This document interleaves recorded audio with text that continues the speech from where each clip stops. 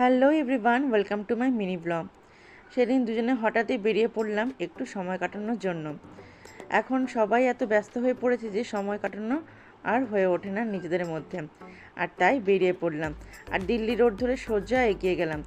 চোখে পড়লো একটা ধাবা কাম রেস্টুরেন্ট, আর বেশ সুন্দর কিন্তু জায়গাটা।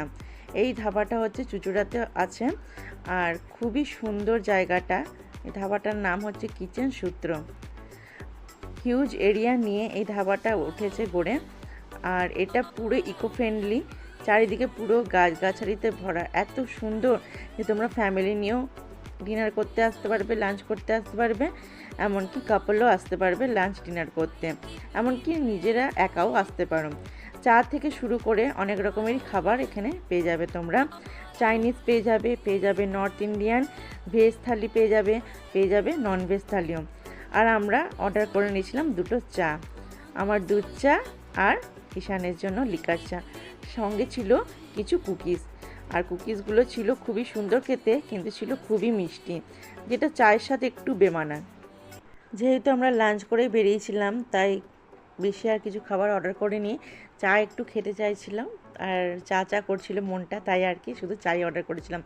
আর এখানে দেখো জায়গাটাকে বেশ সুন্দর করে সাজিয়েওছে, চারিদিকে কত গাছগাছালি লাগানো, আর ভেতরটাও কিন্তু অসম্ভব সুন্দর। যে কোনো পার্টির জন্য এই জায়গাটা একদম অ্যাপ্রোপ্রিয়েট। আর ভেতরে রয়েছে এসিতে বসে খাওয়ারও জায়গা, আর তোমরা নন এসিতেও খেতে পারো, এমনকি এসিতেও খেতে পারো, সে ব্যবস্থাও আছে। এখানে যে কাঁচ ঘেরা ঘরটা দেখতে পাচ্ছ সেটাই হচ্ছে এসি ঘর, সেখানে অনেকেই খাচ্ছিল। এমনকি এখানে অনেক রকমের বেকারিও আছে, সেখান থেকেও তুমি খেতে পারো। আর এখানে যে জায়গাটা দেখতে পাচ্ছ এখানেও কিন্তু ওপেনলি বসা যায়, চেয়ার টেবিল সবই আছে, সবই তো দেখতে পাচ্ছ। আর খুব সুন্দর, পুরোটা গাছের নিচে।